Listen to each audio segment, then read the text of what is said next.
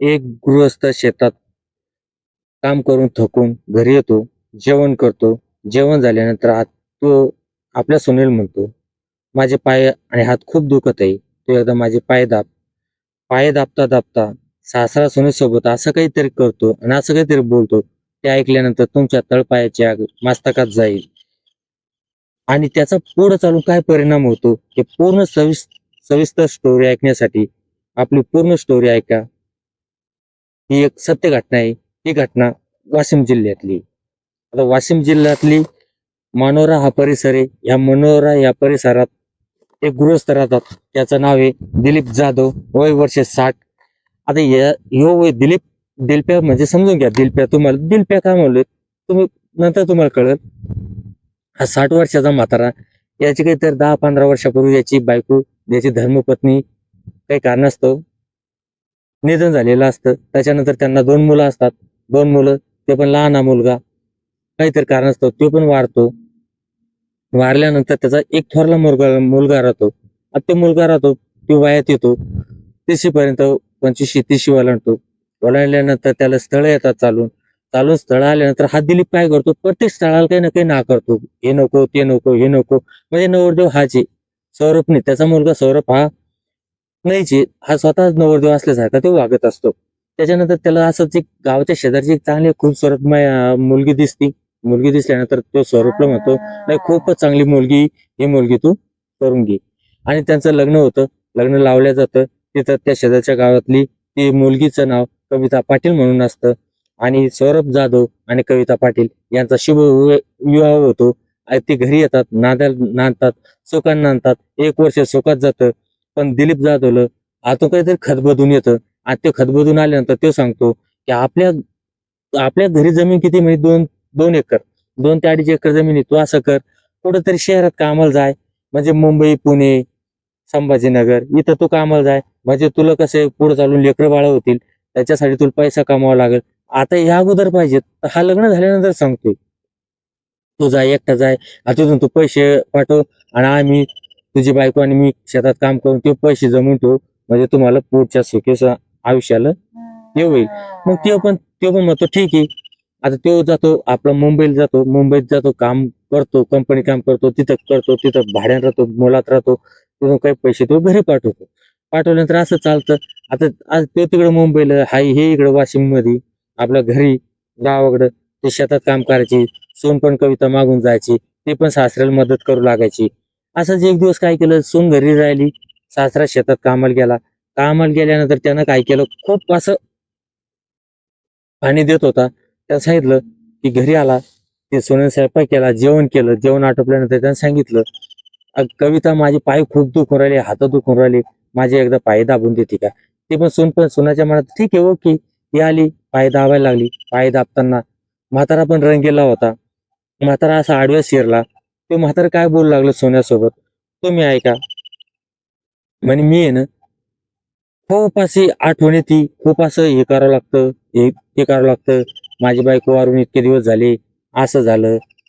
मला तुमच्यापासून सर्व काही भेटतं म्हणे. माझा मुलगा चांगला आहे, तू पण चांगली. तू आल्यापासून तर माझी जेवणा पाणी सगळी सुविधा झाली. पण एक आहे म्हणे, एकीकडची मला नेहमी करता एक उणीव भास भासते म्हणे. त्या उणिवाचं कोण पूर्ण करेल म्हणे. मग सोनाच्या मनात काय उभं राहिलं बा, आपल्याकडून काय गलत झालं, काही झालंय का, काय द्यावं आपण, काय नाही. त्यावेळेस कोणाला काही कळेना. मग त्यानं हळूच कोण विषयाला हात घातला. कारण कोणताही वाचणार हा डायरेक्ट कोणालाच म्हणत नाही की साडी वर कर आणि मला भिडवते. मग हा काय केलं यानं, दमादमाने विषयाला हात घातला. आज सांगितलं की मला बा तुझ्यासोबत शरीर संबंध करायचे. ते सांगितलं तुम्ही माझ्या वडिलासारखे आहात, मी तुमच्या मुलीसारखी, तुम्हाला शोभतो कसं. ते म्हणे ठीक आहे, तू नाही करू दिलं तुम्ही कुठं ना कुठं करणार. कुठं ना कुठं केल्यानंतर पैसा तिथं खर्च होणार, शेतातला माल तेच जाणार आणि परिणामी तुमच्यावरच परिणाम होणार. आता त्या मुलीला पण त्या मुलगीच, आता ती काय 20-21 वर्षाची कविता, तिला काही जास्त कळालं नाही आणि तिनं तिच्यातून सुरुवात केली. ठीक आहे म्हणे, तिनं विचार केला आणि सांगितलं तू विचार कर. आता तिनं विचार करायला पाहिजे असता की बा हे म्हातारं आपल्या नवऱ्याला सांगावं किंवा कोणाला याची वाच्यता करावं, ते कोणालाच केली नाही. पण यानं पण सांगितलं जे आहे ते आपलं चुकलंच आहे.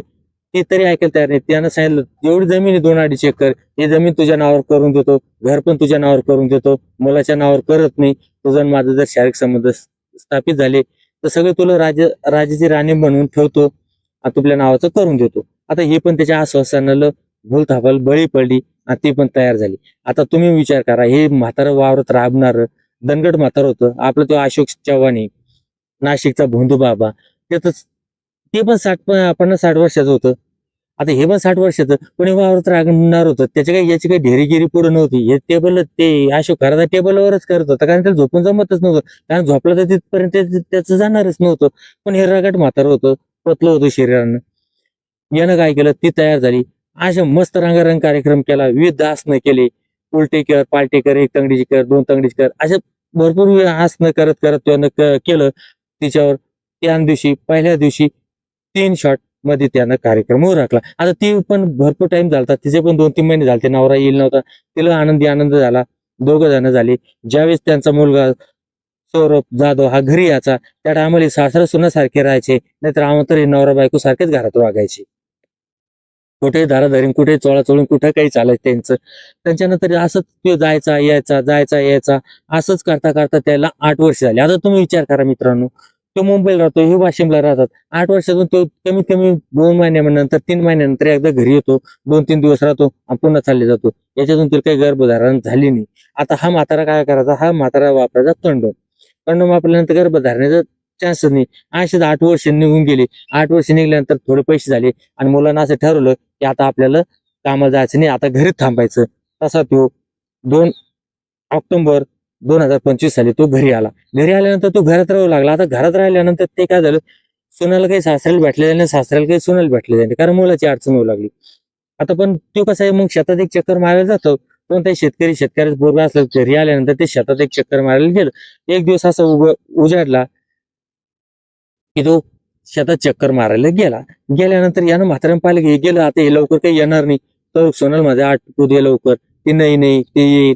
हो नाही करता करता त्याचं जमल्यानंतर तेवढ्यात मुलगा, ते कसं पापाचा गाडा भरला की बरोबर बुद्धी तशी येते आणि तसंच होतं.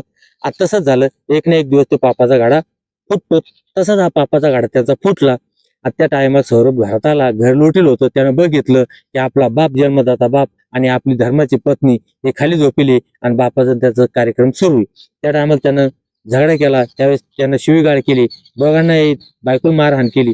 त्यावेळेस यानं पण त्याला सुरुवातीला बोलला, तुम्हीसाठी कमवते म्हणे, मग का तुझा सोनार चढतो का तुपल्या, तू कोण आहे, असं तसं. पण पुन्हा त्या म्हातारा इतका रंगीला होता, त्या म्हाताऱ्या पुन्हा पण बाजू पलटली आणि त्याच्यासोबत गोड गोड बोलायला सुरुवात केली. पोराच्या म्हणे जाऊ द्या, बाप आहे काही नाही, जाऊ द्या, म्हातारा सुधरत.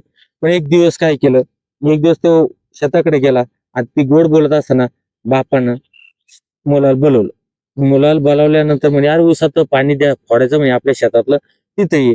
तिथं तो गेला. आता ह्यो अलगत गेला. यानं जसं खोरं होतं तसं खोरं धरलं आणि हाणण्याचा प्रयत्न केला. तसं तो पहिलं खोरं हुकलं. यानं पुन्हा म्हाताऱ्यानं दुसरं फावडं उचललं, पुन्हा हाणायला सुरुवात केली.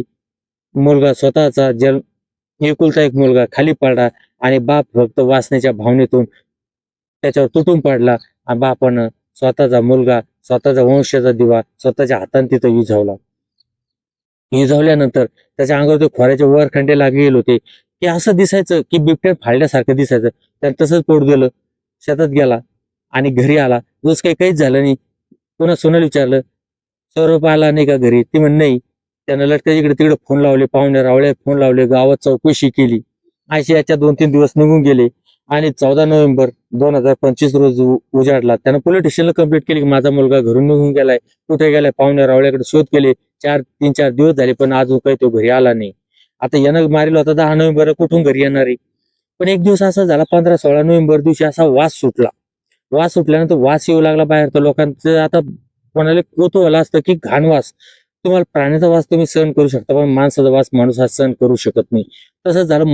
उग्र वास होता. काही धीट लोकांनी आत जाऊन बघितलं, त्यांना एक प्रेत तिथं सडेल्या अवस्थेत दिसलं. त्यांनी पोलीस स्टेशनला कळवलं, पोलीसवाले पथक तिथं आलं, त्यांनी पंचनामा केला. पहिलं पाहता क्षणी असं वाटायचं की इथं बिबट्याने येऊन याच्यावर हल्ला केला असावा, उसात पाणी देत असताना, आणि त्याच्यात बिबट्याच्या हल्ल्यात हा ठार झालेला असावा.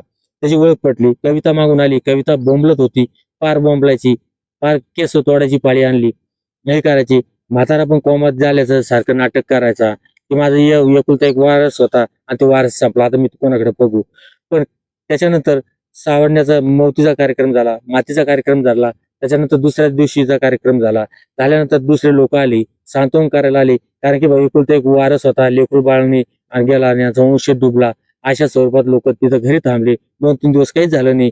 पण त्याच्यानंतर लोक घरी निघून गेले. घरी निघून गेल्यानंतर म्हातारा उठला आणि सुनील म्हणू लागला की मला संघ करू दे. तिने सांगितलं माझा नवरा आताच मरून 4-5 दिवस नाही झाले आणि तुम्ही काय मागताय. त्यावेळेस तो म्हातारा बोलून गेला, तू जर मला करू दिलं तर ठीक, नाहीतर माझ्या मुलासारखं तुला पण मारून टाकेल. कारण त्याला कोणही केलं नाही, बिबट्याने फाडली, मीच मारली. तोपर्यंत काही फॉरेन्सिक टीमचा किंवा पीएमचा रिपोर्ट काही आलेला नव्हता. ज्यावेळेस तिथं काही बोलले नाही, कारण त्यानं गुपचूप बसून घेतलं, का त्यानं ओळखलं हे म्हातारा जरा खतरनाक दिसते. आणि त्याच्यानंतर तिनं दुसऱ्या दिवशी उठली आणि सकाळी जाऊन पोलीस स्टेशनला जाऊन सांगितलं की माझ्या नवऱ्याचा खून हा दुसरा तिसरा कोणच करेल नाही, तर माझ्या सासऱ्यानं त्याच्या जन्मदात्या पित्याने करेली. आणि पोलीसवाले पण त्यांच्यावर विश्वास ठेवीनं तिनं सांगितलं तुम्ही फक्त एकदा चौकशीला आणा. ते बाजूला बसवलं, सासऱ्याला उचलून आणलं, पोलीस स्टेशन मध्ये विचारलं, त्याला काही सांगितलं, त्याला प्रसाद दिला तरी सांगितलं, त्याची पाठपूजा केली तरी सांगितलं. त्यावेळेस सुनल बोलवलं आणि त्यावेळेस पाठपूजा करणं सुरू असताना त्यानं भडाभड आपले वरील कथन प्रमाणे सर्व स्टोरी सांगून दिली की बाबा माझं होतं, मला असं वाटायचं की माझा मुलगा मेला की म्हणजे माझी सून ही कायमची माझी होईल. आता विचार करा मित्रांनो, या थेलड्याला असे तुमच्या अवतीभोवती असे नाराधम भरपूर भेटतील तुम्हाला, पण अशा नाराधमापासून कधी सावध राहा. कारण तुम्हाला दिसतंय वरून किजलेले राग दिसते, पण आतले खरे कधी कायम असते. लक्षात ठेवा, कोणावर विश्वास ठेवा. आजकालचा कलियुग आहे भाऊ, याच्यावर कोणावर विश्वास ठेवणं चालत नाही. हेच मी ह्या व्हिडिओतून तुम्हाला सांगू शकतो. बापासून कोणी असो याच्यावर विश्वास जास्त ठेवू नका, कारण की लोक आता चित्र विचित्र निघलेत. तुम्ही नाशिकचाही बाबा बघितलाय, तो पूजाच्या नावाखाली भलतेच खेळ करत होता, भलतेच मात्र्या संत्र्या सगळे त्यानं काय केलं, मूत पाजलाय. म्हणजे गाढवानं मूत गाढवाला पाजला. आपल्याच म्हण आहे, गाद्याचा मूत गाद्याला पाजल्याशिवाय जमत नाही. तसंच त्यांनी केलं, गाद्याचा मूत गाद्यालाच पाजला. याच्यातून हेच सिद्ध होतंय, पुन्हा एकदा सिद्ध होतंय याच्यात की कोणी सुरक्षित नाही आणि कोणी सरळ नाही. त्याच्यामुळे आपण आपल्याला राहा आणि आपली काळजी घ्या. जय हिंद, जय महाराष्ट्र.